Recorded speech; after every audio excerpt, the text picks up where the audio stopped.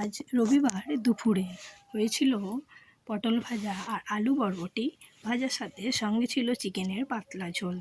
প্রথমেই আমরা পটলগুলো ভেজে নিয়েছিলাম, আলু বরবটিগুলোও এখানে দেখতেই পাচ্ছ ভাজা হয়ে গেছে। আর আলু বরবটিগুলো ভাজার সময় ছিল অনেকটাই তেল, তাই এর মধ্যে চিকেনের যে আলুগুলো ছিল সেগুলো দিয়ে দিয়েছিলাম যাতে ওর এক্সট্রা তেলটা এটা তুলে নেয়। আর তোমরা এই আলু বরবটি ভাজা কে খেয়েছো?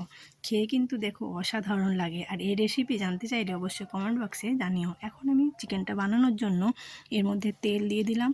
তেলটাকে একটু গরম হয়ে এলে দিয়ে দিলাম পাঁচফোড়ন, তেজপাতা আর শুকনো লঙ্কা, সাথে একটুক্ষণ পরে পেঁয়াজগুলো দিয়ে দিলাম। পেঁয়াজগুলো ভাজতে দিলাম। পেঁয়াজগুলো ভাজা হয়ে গেলে আমরা যখন দেখবো পেঁয়াজগুলো লাল লাল হয়ে গেছে তখন এর মধ্যে গুঁড়ো মশলাগুলো অ্যাড করে দিলাম। এর মধ্যে ছিল গুঁড়ো মশলার মধ্যে কিছুটা বাটা মশলাও ছিল, যেটা ছিল আদা রসুন বাটা, তারপরে হলুদ, ধনে, জিরে গুঁড়ো আর লঙ্কার গুঁড়ো দিয়ে আমরা মশলাটাকে কষাতে থাকবো। আর রান্নাটা কিন্তু আমি করছিলাম মাটির উনুনে। আর মাটির উনুনের স্বাদ তোমরা তো ভালো করেই জানো কতটা টেস্টি হয়।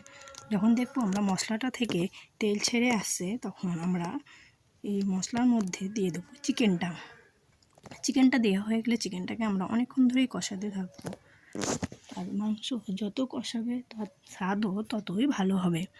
আর চিকেনটা এভাবে অনেকক্ষণ ধরে কষাতে হয়। যে কোনো মাংস যতই কষাবে কষিয়ে তত আর স্বাদও ততই বেশি ভালো হয়। এইভাবে চিকেনটাকে আমি কিছুক্ষণ ধরে কষিয়ে নিলাম। কষাতে যখন দেখবো চিকেনটা থেকে প্রায় তেল ছেড়ে দিয়েছে, সেই মুহূর্তে চিকেনটা কষানো হয়ে গেছে। আর এখানে আমার ছেলে চলে এসেছিলো বাটি নিয়ে চিকেনের কষা খাবে বলে। আর চিকেনের কষা খেয়ে ও তো বলেছিল মা অসাধারণ হয়েছে। আর তোমরাও এইভাবে চিকেনটা বানিয়ে দেখো, দেখবে খেতে অসাধারণ লাগে।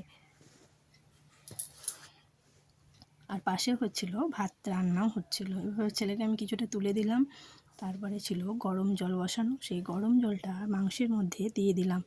আর দেখতেই পাচ্ছ তোমরা যে কতটা কালারটা সুন্দর হয়েছে। আর আজকে তোমাদের লাঞ্চের মেনু কী ছিল অবশ্যই কমেন্টে জানিও। আর সঙ্গে আর কি দেখতে চাও